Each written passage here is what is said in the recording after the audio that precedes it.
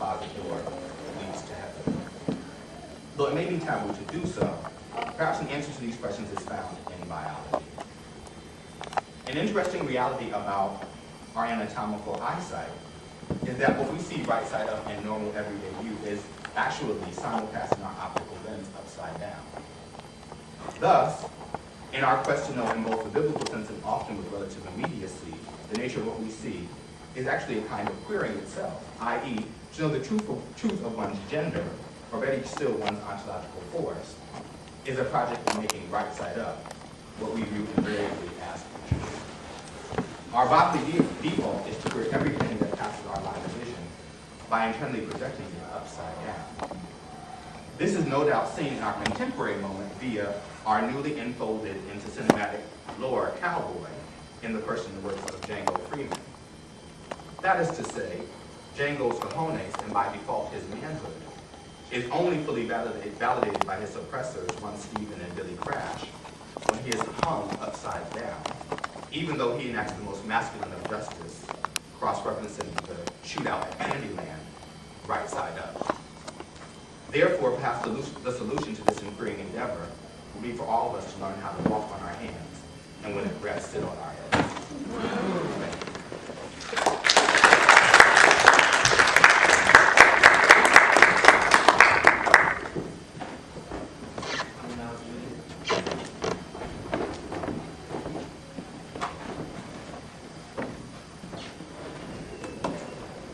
Thanks, everyone, for coming out this morning. I should have mentioned before that I changed the title of my paper, just switching objects at the last minute. But so the new title for my paper is The Intensive Body, the Afrofuturism of Race and Sexuality. So post-structuralism's deconstruction of the subject of Western logos proceeds via the recognition of the displacement of the self-referentiality of identity and language, collapsing the distinction between the signifier and its constitutive outside, revealing that meaning itself can never be secured in the endless deferral of difference in the non-coincident temporality of the signifying chain. Though it is a critique of universal or univocal modes of representation, linguistic deconstruction also suggests implicitly that all forms of difference are universally interchangeable to the extent that they are artificial or contingent. Though different forms of difference are not equivalent, there is no form of difference that is more contingent than any other, and no form of difference that is exceptionally or more ontologically unnatural. Contingency here refers to difference as a form of negation. In the case of identity, difference is contingent upon its difference from a dialectically negated but related companion term. So identity in this sense is a form of reactive dialectics. And the deconstruction or critical genealogy of subject formation has been the subject of criticism for its own regeneration of a set of Eurocentric norms of knowledge production, insofar as it instantiates what Elizabeth Povinelli describes as the perpetuation of a tension between a form of the subject that's both autological, which is to say self-making or self-intentional, and genealogical, which is to say constrained by social and structural inheritances, a kind of subjectivity that organizes post-Enlightenment modernity's individual. And additionally, as Ray Chow explains, critiques of post-structuralism aiming to reckon with its privileging of the autological mode of the subject become themselves mired in a paradox. In asserting the radical alterity of subaltern bodies to the Western epistemological project, a renewed appeal to the logically impossible outside of language is the only available ground of critique of post-structuralism's reduction of material and corporeal differences like race to the language generative of the unmarked Western subject. So this paradox has particularly unhelpful effects on thinking hybrid subjects multiply interpolated by race, sex, gender, sexuality, ability, and so on, insofar as the threat of their not being exceptional vis-a-vis the subject of the West feels like an erasure of difference and a reassertion of unmarked universalism.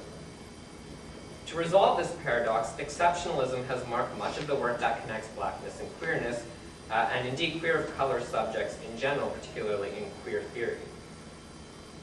Resulting in a pattern dialectical form of thought, according to which the queer color body always already occupies a subversive position in relation to racial, gender, and sexual representational norms. dialectic of normativity and subversion tends to be consonant with an emphasis on trauma, counter-memory, and melancholia as the dominant temporal methodologies for queer color thought. And I find this dialectical production of exceptionalism a cause for reflection, not the least of which from a Nietzschean standpoint for its reactive investment in the protocols of representational norms of identity, but also for its arresting effect on thought itself. If we always already know that the queer color subject as a kind of spectacle is subversive and vulnerable, then what work is left to be done on the specifics of the assemblage of blackness and queerness itself, for example? And why does queer color thought seem to mean looking backward? So I'd like to make the case for looking instead to a non-linear arrival of futurity, or what I'm sort of playfully calling the Afrofuturism of race, gender, and sexuality. And I want to suggest in the context of this panel's title on species and spectacle, that while we may not need to completely abandon spectacle itself, the function of the queer color subject in intersectional thought needs a critical reevaluation, if not a transvaluation, something that I see particularly offered by Afrofuturism. So in a stunning example of a speculative essay, Enqu frames Afrofuturism's turn toward the future as an extension of the work of long-dominant retrospective temporalities of counter-memory and trauma that have dominated analyses of Black Atlantic aesthetics, arguing that, quote, Afrofuturism is concerned with the possibilities for intervention within the dimension of the predictive, the projective, the proleptic, the envisioned, the virtual, the anticipatory, and the future conditional, end quote. Situating the utility of science fiction in the present moment of thought within the context of financial capitalism's orientations toward derivative growth and futures trading, as well as in the biopolitical management of the potentiality of the future's arrival through technologies of preemption and capture. Enqu remarks that in Afrofuturism, quote, science fiction is neither forward-looking nor utopian.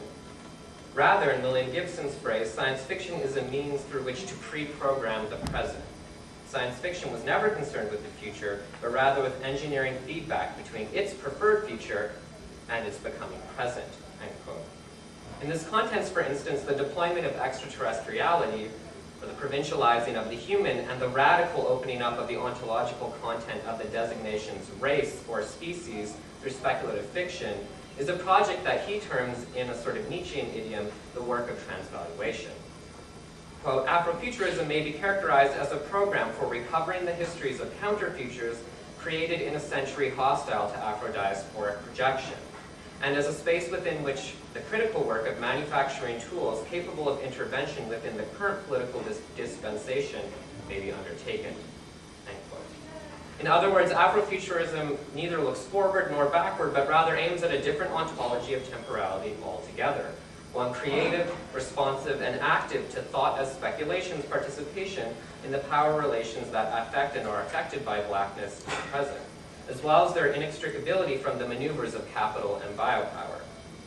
If the speculative is, in the words of Patricia Clough and Jasbir Puar, who are writing on the viral, quote, a mode of modulating futurity or potentiality, then Afrofuturism's vitalism is locatable in its execution of speculation as an opening up of the arrival of the future to modulation. Afrofuturism explicitly aims to participate in the present's becoming future, to affect through a mode of speculation what will become of the power relations, biopolitical projects, and capitalist projects with which blackness has been bound since modernity. All projects which cultural studies would do well to intensify through thought. Yet Afrofuturism also attends to the genealogical in its insistence on a robust foregrounding of, even while putting pressure on, identity categories like race, gender, sexuality, and nation.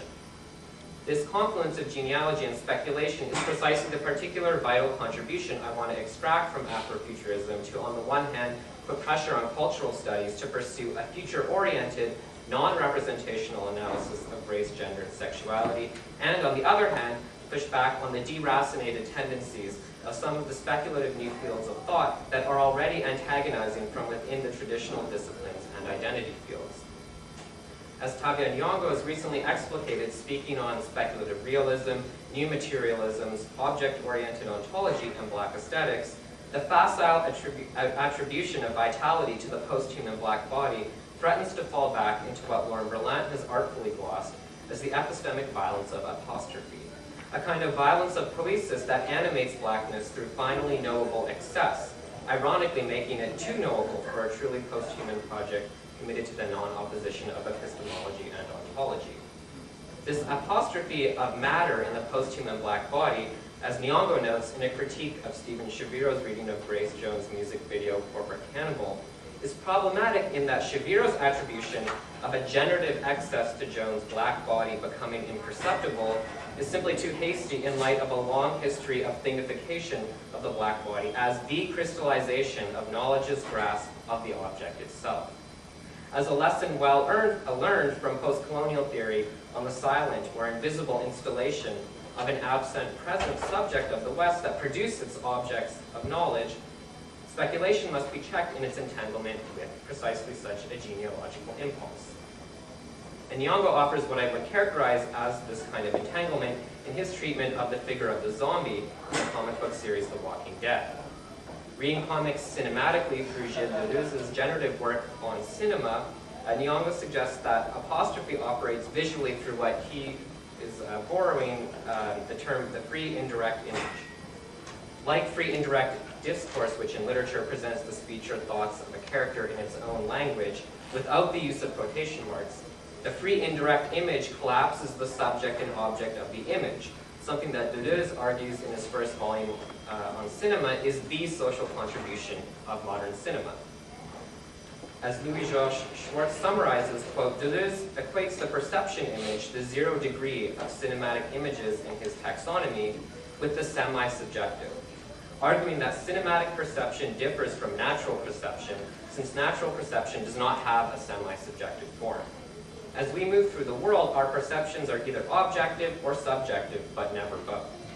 And only in a free indirect image does perception become semi-subjective, rather. Something that for Deleuze is an ethical opening within cinema's ontological effect as an art.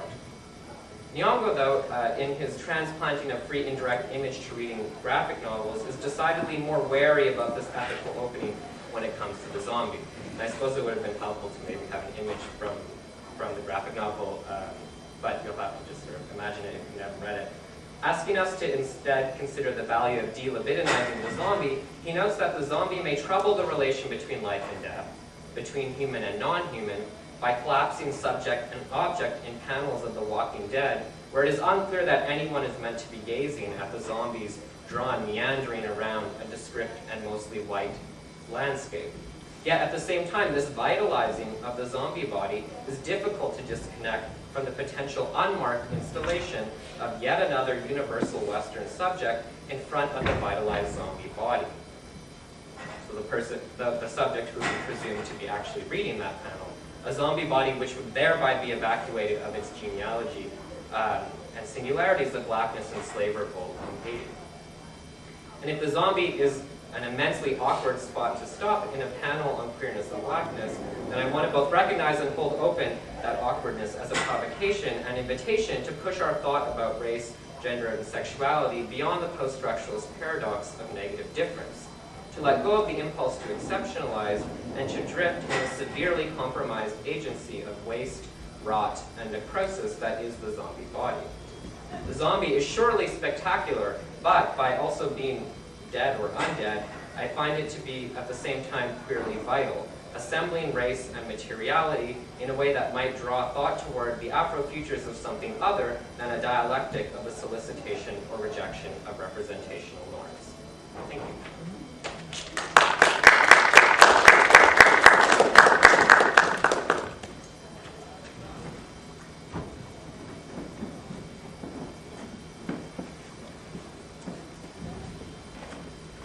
Lamont, Lloyd-Sims.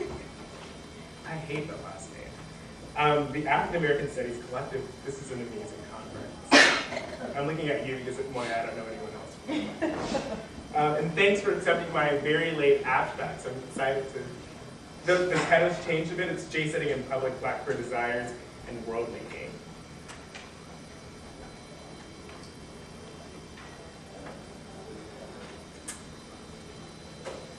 In 2008, R&B pop singer Beyonce released her music video titled Single Ladies. This is a different Single Ladies. And and I, along with many others, watched intently to see how well she performed the dance choreography. Certainly there are plenty of music videos that consist of dancing, but it's rumored that Beyonce is dancing in a style that many of my people consider sacred. J-setting is a style of dance commonly performed by Black women in the South. However, through the public display of single ladies, the mainstream public doesn't know the style of dance is J-setting. It was evacuated of its history and context, and was transformed into a style of dance that originated with and was appropriated by Beyonce. The Single Ladies video becomes a new pop sensation as YouTube floods with parodies and copycat examples of the supposed original made famous by the pop star. When I see this major public debut of J-setting through Beyonce, I also witness the erasure of its roots. In the November 2008 issue of Seven Voice, Brian Lee writes one of the first articles in J-setting where he situates its beginnings away from any possibility that Beyonce could be understood as its creative source. Lee's article is aptly titled Beyonce's Borrowed Roots, which suggests that the pop singer utilizes J-setting as a form of cultural appropriation. The article highlights how, rather than simply existing as a style of dance, J-setting may represent performance framed for the world-making of Black men. My research in this project is an attempt to excavate the sociocultural context of J-setting to understand why it even exists. I don't remember where or when I witnessed J-setting for the first time, but I remember how I felt. J-setting captured me because I saw people who looked like me, dancing like girls. They deployed flamboyantly gay sensibilities that often got me into trouble at home. Home reflects much of the queer-phobic hostility in mainstream culture. However, J-setting exists away from that public gaze, which misses or dismisses the dialectic of Black queer oppression and resistance. I was trying to figure out if I wanted to show quickly a clip of J-setting because I kind of got in trouble one time in not showing what it even looks like. So I think that'll be helpful for y'all, right?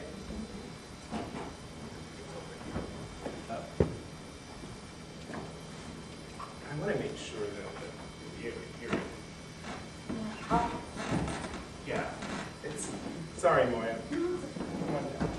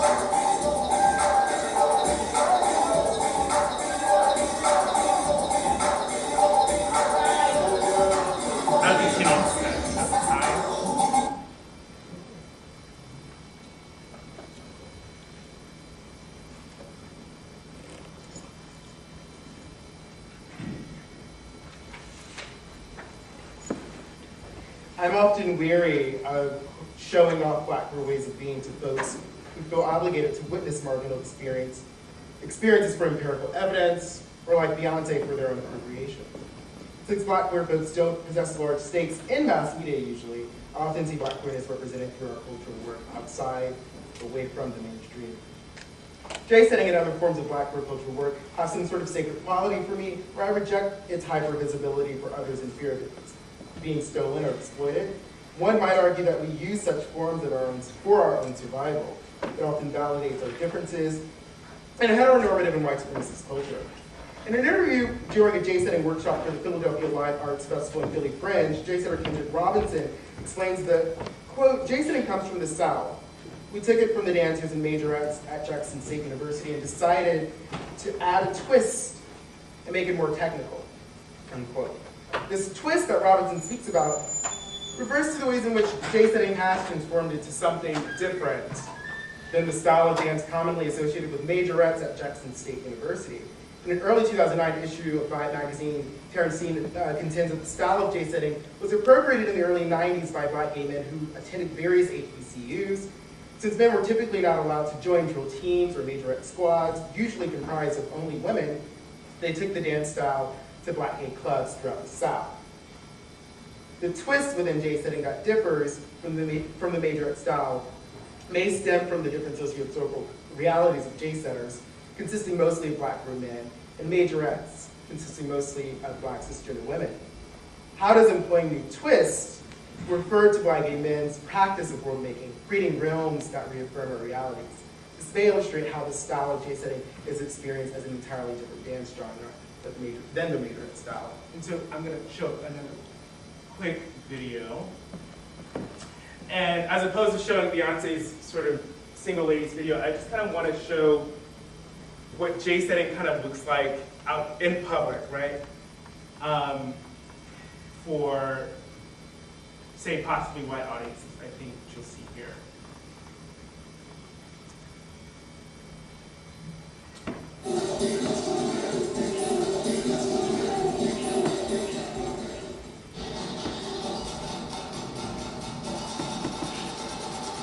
It's very funky.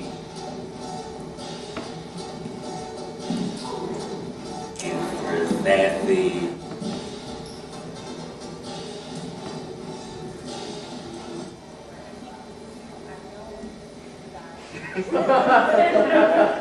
J-setting is a form of art from the dancers at Jackson State. Decided that, you know,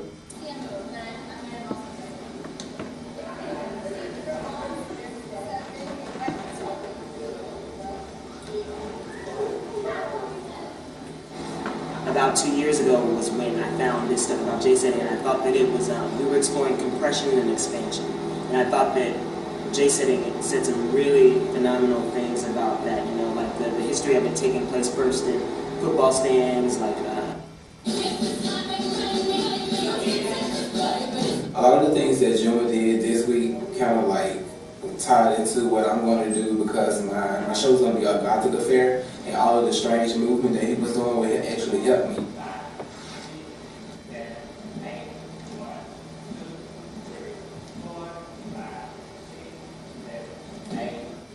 It's very fulfilling. It's been a very good experience. We learned a lot. Hopefully everyone enjoyed us. Hopefully. So this is kind of a way for them, as you can see, to possibly make some money, right? But it definitely kind of looks a little different from the previous clip, right? So providing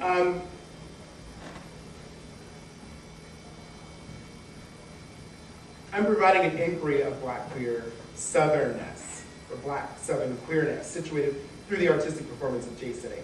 Theorists who focus on the experiences of queer folks of color often think about their strategies of survival. A Black queer and feminist theoretical approach unearths how queer people of color live and grapple with the dominance of a racist, homo, or queerphobic culture. This engages that theoretical tradition by understanding how J-setting creates possibilities for Black gay men who are often understood as victims or threats within mainstream culture. Since J-setting occurs mostly as a Southern thing, I engage with some of the discourse surrounding Black queer men in the South. I interrogate how J-setting exists as a cultural scene that illustrates how Black queer men in the South celebrate who we are, while also representing a strategy of our survival against racism and heteronormativity. Dominant forces that allow the existence of pathologizing narratives about our realities. This project shifts dominant narratives of Black queer men away from pathologizing discourses that interpolate Black queer men as inherent carriers of HIV/AIDS, victims of homophobia within Black communities, sexual marginals who escape the hostile rural South for a liberating urban North, or sexual predators who are put on the down low.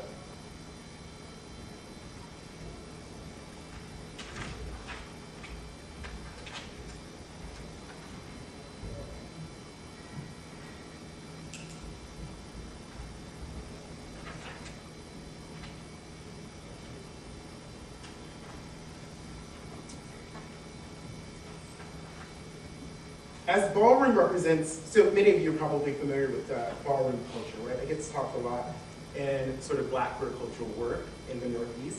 As ballroom represents space that legitimizes gender switching, whereby participants practice to perform in different gender categories that often helps them mimic the ideal gender in public outside of ballroom. J-setting also provides space that allows participants some freedom when dancing in a style that is often feminized. While there is no scholarly work that explains the specific sociocultural background of J-setting, from my experience as a spectator, it seems that J-settings consist of a similar demographic as the ballroom scene. In Generational Realness, Theorizing the Gender System in Ballroom, Marlon Bailey acknowledges how the gender system within ballroom culture challenges other social institutions that depend on dominant gender ideas. His research consists of members of the ballroom scene encompassing Black queer folks who often live in poor or working class urban areas. He illustrates the commonplace of violence against members of the ballroom community.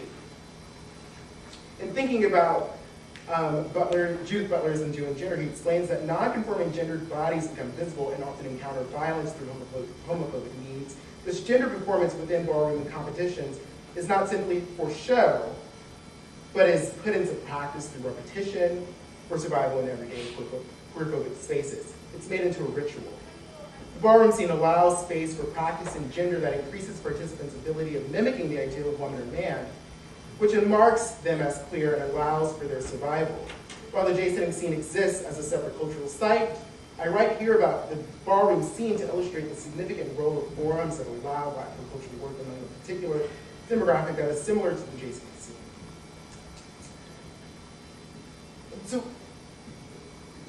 So ballroom culture represents a significant form of creativity and resource for coping in a culture of homophobic and transphobic violence, right? The ballroom scene exists as an alternative discursive means for challenging traditional ideas of gender, sexuality, family, and community, keeping with creating alternative discourses, performing femininity through J-setting legitimizes the act of femininity among Black people. It challenges dominant ideas regarding sexuality, and of course Black masculinity, recognizing the ways in which ballroom culture works for the survival of people, particularly those who struggle against a culture of fear and phobia, helps us understand how or why other forms, such as J-setting, exist. And so when writing about J-setting as a Southern experience among Black queer men, it highlights that tension with common narratives of queer life in the Northeast or the West Coast. An examination of J-setting departs, of course, from that scholarly research on Black queer performance where ballroom culture, voguing, and drag performance dominate that conversation, often situated in the Northeast, the West, certainly outside of any place outside of the South. J-setting is a style of dance performed primarily within Black queer communities in the South. And since J-setting occurs mostly in the South, this research situates or resituates queer experiences outside of those other places, which are common sites for depicting the realities of queer people. Thinking seriously about J-setting here helps expand the ways in which we understand how Black queer folks utilize performance to construct their everyday lives in the South. And discourse regarding Black queer realities in the South is often limited, of course, to HIV, AIDS, and homophobia, rejecting ways that we celebrate and honor our experiences, as I've said before. In that 2008 interview with Southern Voice, Ryan Lee asked another J-setter his experience with J-setting, right? And he says, it was different and I had never seen it before. The precision, the technique, the different personalities we create to put in your style, it was something different and overwhelming.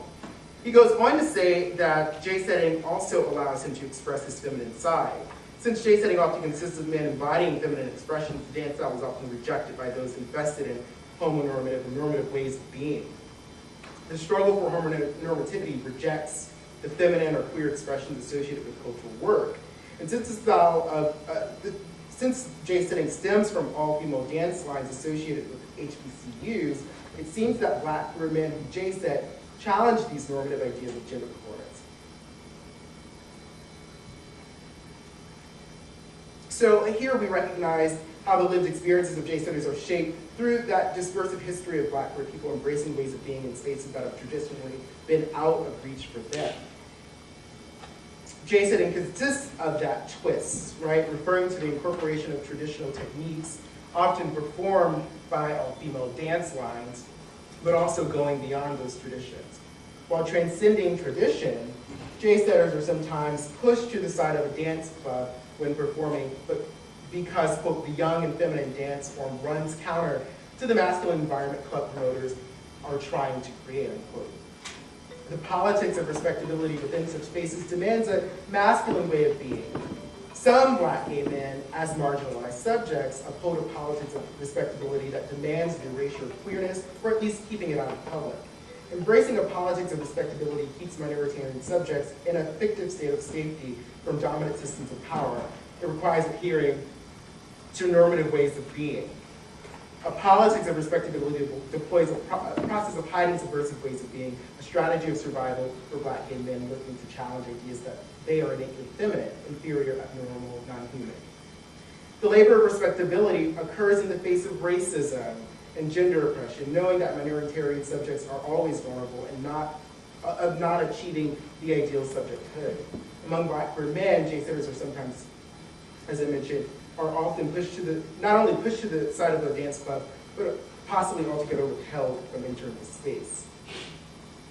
With this in mind, it's clear that men who perform in feminine ways are marked as queer and as pariahs and move as aberrations to Black heteronormative masculinity.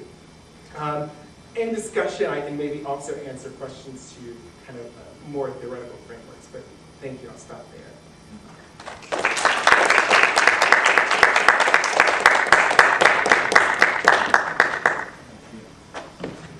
Thank you all for very thought-provoking papers and comments. And I know that I was given an instruction that said something along the lines of chairs are just to organize, but I, of course, in Jeffrey McCune fashion, have prepared some remarks in response.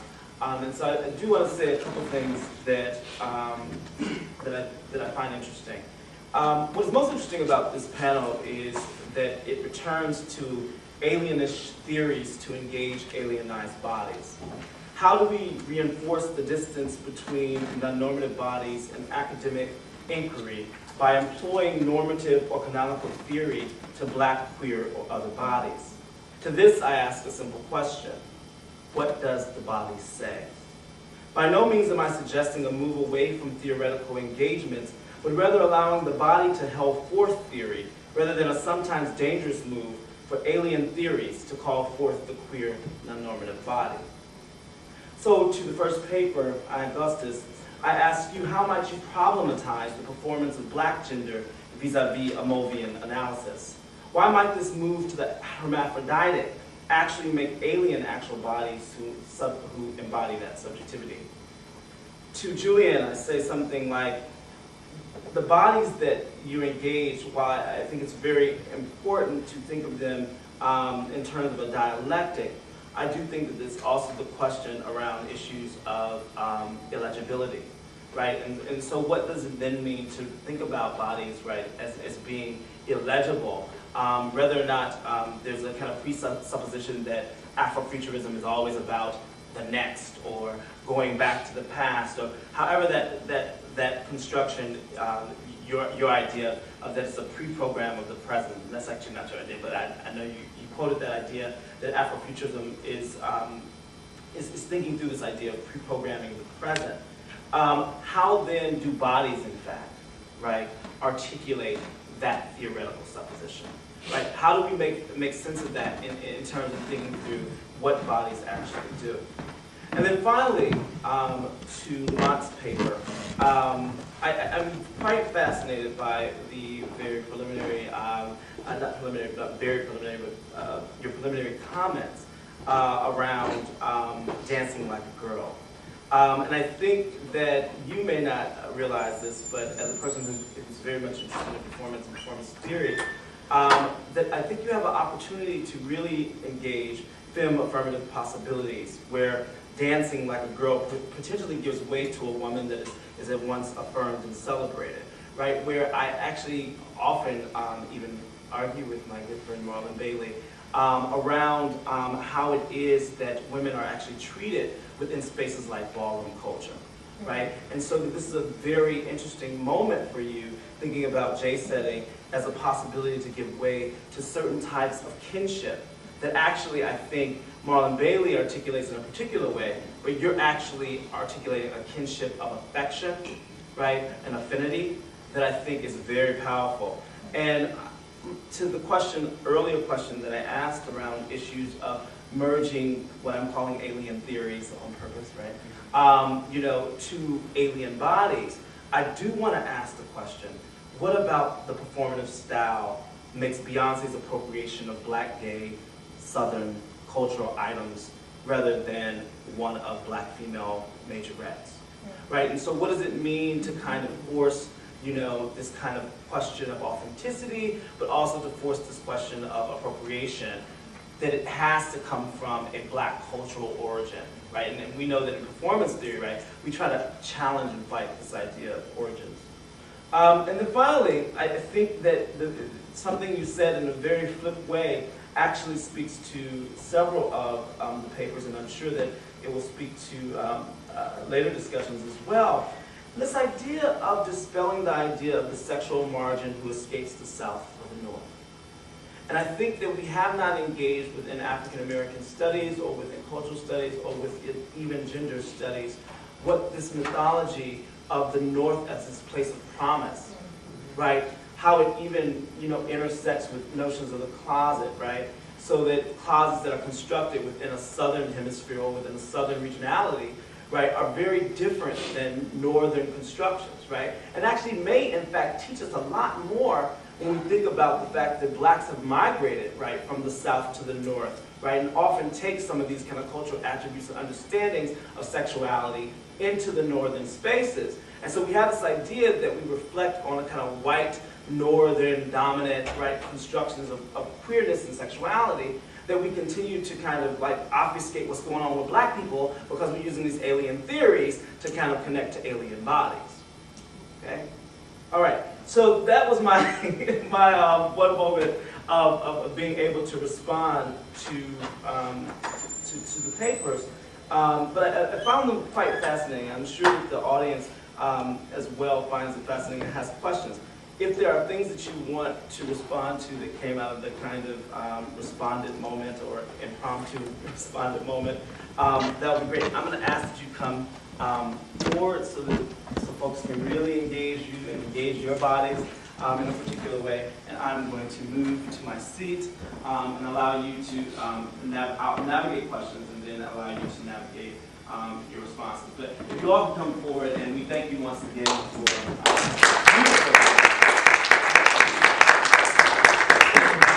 So we have 25 minutes of engagement, and there's lots here to engage with. If you want to actually first start in response to some of the ideas. No, I can start.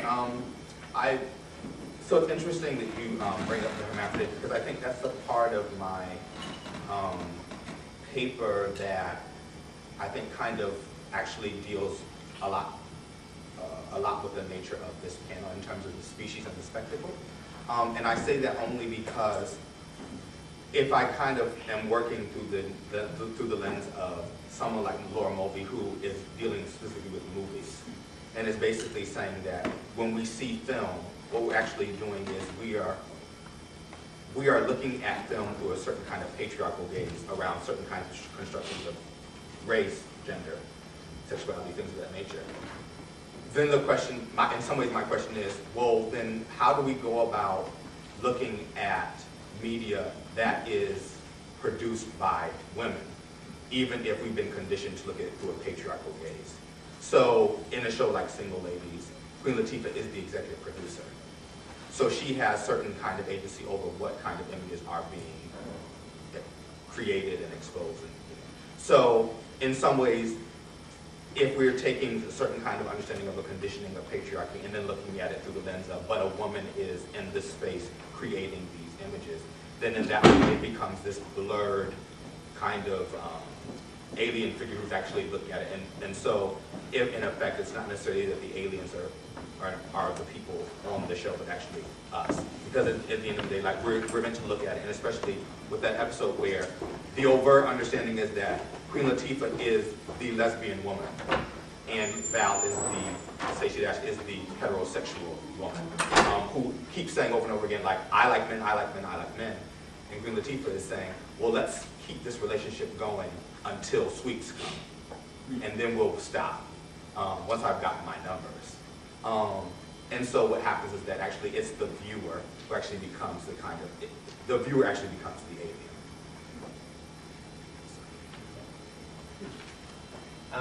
Yeah, thank you so much for your comments and your responses. I think I'm really drawn to your formulation of question of merging alien theories, alien bodies, and I do think that and even the question of illegibility is something that to me I find interesting as a question of for scholars as a way of interrogating our own production of knowledge around the objects that we choose, and that's sort of the question of what a body can do, to me, seems a more interesting place to start rather than trying to go out and find objects that fit into pre-constituted theories. And that's sort of what I really appreciate, I think, about what Nyong'o was doing and pushing back against even this tendency in post-humanist theory, which is all the rage right now, the way in which that something's illegibility, which is to say a post-human sort of vitalist account of blackness as a sort of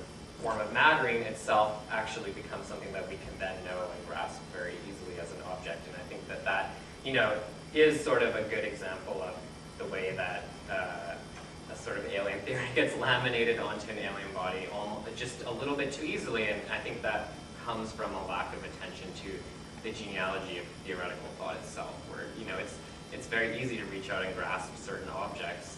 And I think that sort of, so in that way, I guess that's sort of why I was bringing together speculation with genealogy as a kind of tension. But I do think that the body itself, as a both natural and cultural form, as a material and discursive, with these things not being opposed, is sort of, to me, the interesting place to start, as opposed to, some sort of imagined objective view or distanced view that would be the sort of premise of classical theory. So yeah, I think that's definitely sort of, for me at least, like the place to start to sort of be critical as a producer of knowledge, but also to sort of push thought in a different direction that I think is also more interesting. Yeah, thank you for pushing that question in regards to Beyonce maybe taking what majorettes were doing. And because I've been thinking about that.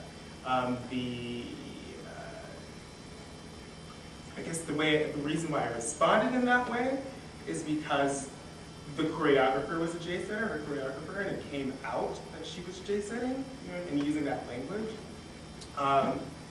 And I'm thinking that making it so public as J-setting really kind of doesn't speak to the context where J-setting kind of comes from, right? And then there's this idea that J-setting and the style that majorettes are doing is the same thing, and in fact some J-setters would argue that it's completely different. So I've been having that kind of conversation in my mind, and I should have kind of explicitly dealt with it and never named it in the paper at least, but yeah. And I do think that, we often think about queer liberation as kind of happening right in the West or the North, and not really kind of imagining folks in the South too much. And Johnson, E. Patrick Johnson, right, and wrote Sweet Tea, which is kind of getting to that, the histories of black queer folks in the South. He focuses, I think, on black gay men and mostly, but it's a start, right? And so I think that's a part of this too. Yeah. Questions from our audience?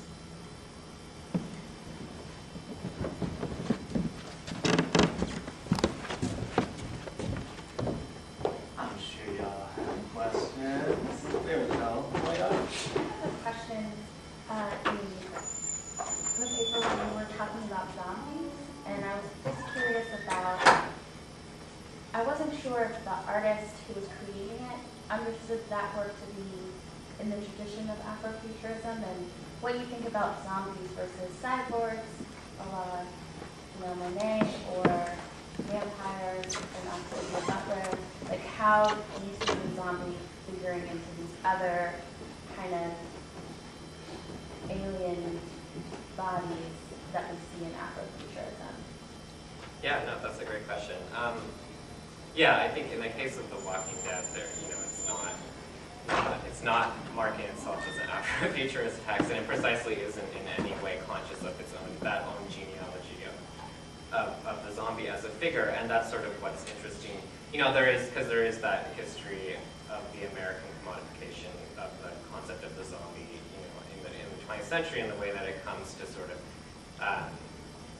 it sort of, while it could become, it's sort of de-ontologized of its racial figurations, but then those continue to sort of haunt it and be its specter in the way that it gets deployed. And so, that, I think that it's what's really interesting in other sort of deployments of the zombie or the vampire, the cyborg, that are explicitly Afrofuturist, is that it offers something to me that's other than just a kind of recovery narrative of what has been erased in the commodification of the zombie United States, but rather it's that idea of pre-programming to me is interesting because it's not just tracing back the past to try and find something that has been lost and cannot be recovered. It takes it, it does reach backward and take something from the past, but it immediately makes it active and extends it toward the future, and it's concerned with what will become of it. And to me, that's interesting insofar as I think it offers even more than just a reparative impulse. I see it as the sort of an active extension of the kind of work of melancholia or counter-memory or trauma. And that's what I find so fascinating, that there's a sort of additional spark or impulse that animates our orientation toward what will become of these figures in the future. And I do think that, the cyborg has been so important to was so important to a certain moment in feminist theory, post Donna Haraway.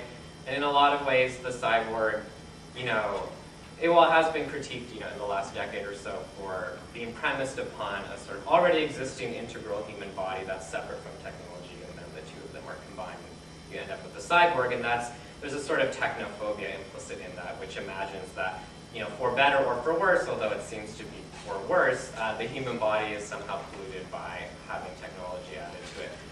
And so I think that, while the zombie doesn't really offer necessarily something other than that, but I think that in a lot of, in other Afrofuturist texts, definitely the way that technology is mobilized sort of pushes the idea of the cyborg beyond that distinction between the human and the technological, which I think, actually is very helpful in kind of, reckoning with the way that that kind of form of humanist thought is, has its own genealogical links to a whole bunch of other binaries that, I think Afrofuturism is useful in helping to just, not necessarily to even deconstruct anymore, but to sort of set aside and move in a different direction altogether.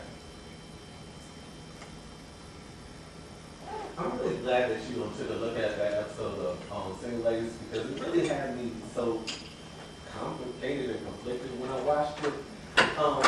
I think originally, I wanted to look at it, and I guess this is more of a comment that I kind of want you to speak to.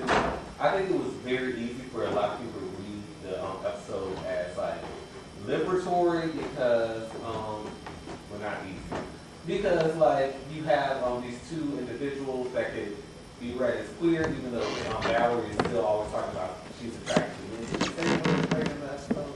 I think she does. Yeah. I feel pretty sure she does. Yeah. Okay. Well, at least Queen Latifah's character is the one everyone was talking about. And I'm still wrestling with how I want to read that, Well, the issue that I take up with the episode is, and part of the reason why I look at the notion of perfection is because I think that what Latifah is trying to do is create a utopia where that show could be a reality. So she can come on TV and say, oh, I slept with my roommate in college, and have it garner a certain kind of celebrity, and then go on and kind of do this Damage Control, where she says, you know, like, it doesn't matter, and these are the kind of issues that we'll tackle on my own show. And it's even interesting how she ends, when she does the Damage Control, she kind of does this really interesting, what I would say like a signifying moment where she says something effective like, and Oprah, I have your slot. So there's this like weird, like, are you calling Oprah out too? Because, you know, there have been any number of whatever's about Oprah and Gill and people step in and whatever.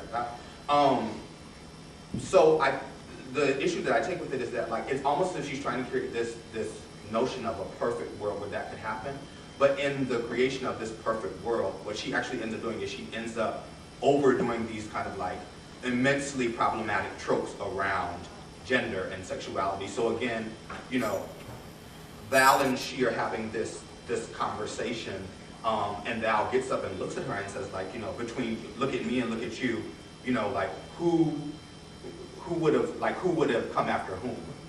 And so it becomes this moment where, like, you want to create this perfect world, but yet you're still living in a certain kind of living through a certain kind of rhetoric that suggests that, like, Queen Latifah, you can only be the predator, and Val, you can only be the prey. As if Val could not possibly be the prey. And she kind of does the interesting thing where she says, well, Val, you were walking around the house naked, and you were kind of coming for me, that's why you went and cuddled up under me. But then Val says, no, I want to warm you, I want to cuddle up with you because, you know, magazines say that, like, that's how you form body heat. I mean, so it's this kind of like weird, reducible thing where it becomes like this, like, I just wanted to be warm, you got me drunk, we have sex, it was just this one-time thing. So, I mean, so there are all of these tropes that are then created that suggest that, like, you know, like, it either has to happen through alcohol, or someone being naked, or, you know, or you have to be the predator and I have to be the prey. And so I think that that's at least the way I look at it. And though it could be a liberatory moment, because I think in reading some stuff around the episode, people kind of do this interesting critique where they're saying, like, you know, the fact that Queen Latifah has the name Share and Love. So, you know, like, this notion of, like, she's sharing love, all this kind of stuff. And the fact that there's this notion of the celebrity, you know, like, so, you know, Queen Latifah kind of plays these, like, dual identities in that, you know, she's the rapper Queen Latifah, but then she's the jazz songstress Dana Owen. So in some ways, I think that that's the only way to look at it, is this kind of this, like, this compounding of mixed metaphors where you really actually don't, it actually, to me, becomes more problematic than helpful. And so I think that's at least the way I look at it, so. Can you just say a little bit more about this? I think this is a really, really great opportunity to think through some of these questions of how is it that we theorize through these moments without coming back to conventional ways of addressing Black bodies, right? Because I'm struck by the fact that this is a executively produced show by a Black queer, I'll say queer, not lesbian, right? Black queer female subject who is then, you know, going with your analysis, right, somewhat managing the camera, right? And it seems to me that when we manage the camera, and I'm saying we because I'm a Black queer person, right? You know, when we manage the camera, there's some work that we as scholars have to do to think through what is happening that's different, so that we don't necessarily get into the binary of liberatory problematic, but we get into this kind of complexity, sophistication, right, that's happening. And I'm wondering if you can just talk more about how that gets messy, right? Because I just feel like it's all a mess with people, right? And I want to know what you feel about that. Well, I think, based on the time constraints, I wasn't able to get into another part, but I think the same kind of issue happens on Hawthorne. So, especially the second season where there's this white nurse who's a lesbian. And Jada Pinkett Smith approaches her and says, why didn't you tell me? And she says, well, it was no one's business. And they have this kind of interesting embrace. But again, like that's Jada Pinkett executively producing a show where the understanding is this utopian structure where, like, my sexuality and my orientation have nothing to do with, like, my capabilities for work. And for that matter, it is no one's business. And so then when you compound that with a certain rhetoric around her and her husband, and like what goes on in their marriage, it again becomes this moment where it appears that there's a move to a certain kind of perfection. But I think too, which is the reason why I'm interested in the understanding of the eye as a queer instrument, is that invariably what we think we're seeing as right side up in the eye, the brain is doing work constantly to flip. So it's, and like I said, I'm not a biologist, but basically like what happens is that the eye, what we see is actually upside down, and the brain and it gets into like light vectors and angles and stuff. But basically what happens is that the brain is constantly flipping what's in our eyes so that it looks right side up. And so for me, with regard to Black visual culture, it's almost like, what place can we find ourselves where we're not making more peculiar a body that is already peculiar? So essentially, the Black body itself, its very existence, especially in this country, is already a rather peculiar thing. Even if it is that it was brought here under a certain level of circumstance that suggested like there was no kind of voluntary move to bring it here. So if the Black body is already peculiar, like how can we go about making images that don't add more peculiarity to an already peculiar body? And I think that in some ways is my kind of interruption for things like single ladies or other things, because essentially it doesn't necessarily get into a certain kind of binary per se, but it just asks the question of like, are we essentially doing work that is more helpful or more harmful? And I mean that itself is a binary, but yeah, or at least maybe something that maybe could be viewed as something that's generative, perhaps. Yeah, cool. My question is for Lamont. Hi, Lamont. It's about, you mentioned that, you said something about the first clip of the J-setters compared to the second group who were teaching folks, and how that one was a little bit more commercialized, which was very true. It was kind of fun of watching people try to learn it. But more importantly about folks in J-set culture, ballroom culture, and the idea of like art imitates life, imitates art. One of the best experiences in my life was the Beyonce concert, where there were so many gender fluid and men and trans women, and a lot of folks were like looking at them and like, oh man, you look just like Beyonce. Are you Beyonce? Why aren't you on stage? And it was this beautiful, like, who's the real pop diva, right? However, the reality is these women, in fact, Monday at Atlanta City Council meeting, there's an ordinance to banish sex workers from the city of Atlanta, certain neighborhoods, and then eventually the whole city. There's this whole like move against sex workers, many of which are Black trans women, right? So the reality is those folks at the concert who look like Beyonce, who she's kind of imitating, are just disproportionately homeless and violence, all kinds of things, right? So if we have an avenue, and I feel you about protecting our special subcultures, if you will, of just J-setting and ballroom scene, and I'm always kind of like surprised when folks haven't heard of it, and also kind of good, you know, because it's not commercialized yet. But if we have some avenues to sort of to make them, like, let's say have a curriculum within a dance program, or let's say Alvin Ailey does a whole like, you know, ballroom scene or something, and that's a way for folks to eat and get off the streets.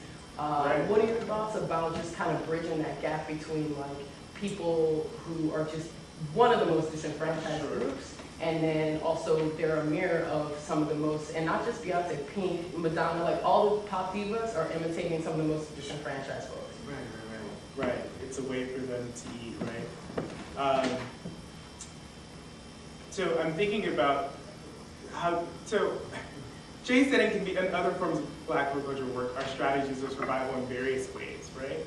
So I talked mostly about how it just allows them to go through a ritual performing non-normative gender expression or whatever. But that's a concrete example that you give, I guess, about how it's really allowing folks to pay their bills, right, possibly.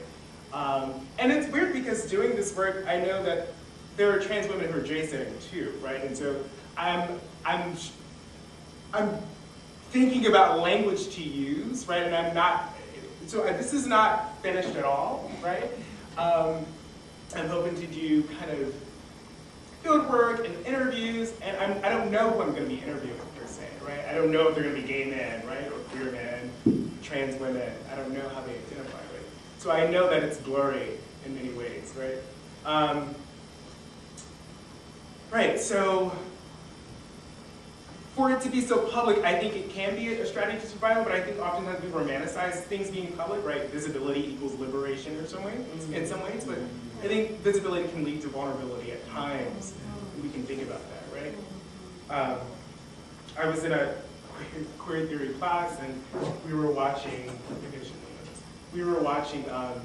Tongues Untied, and one of the major themes in Marlon Riggs, one of the major themes is invisibility, right? The problem with invisibility. And he talks about the cloak or whatever, and people loved it. And my professor asked, you know, where do we see this sort of black queerness in media? And I kind of sat quietly because I don't often like to kind of share where it is, you know what I mean? For folks who are just kind of like curious, you know what I mean? So I'm often, I don't know, I don't always care for things to be so public. And I wanted to also speak to kind of the messiness of black queer folks behind the camera and doing that work. Because you have Jay setters, right, and sort of doing this dance style that kind of comes from all-female dance lines, and doing sometimes this dance with music possibly that might be sexist, right? And often including language that's often used to condemn them, right? But it gets to kind of, but they're choosing, I guess, what they take and then what they do differently, I guess. And I'm wondering if that's kind of what you're getting to. What do we kind of, how is it messy? How is it breaking up that binary, I guess? And it's sort of problematic, but not so liberatory, right? It's kind of, I don't know, I'm thinking of disidentification, right? Where you're kind of pulling and, I don't know, doing something a little different. Did I answer your question or speak to it at least? I think so. I was just wondering if there's a balance, you know, of folks like being able to eat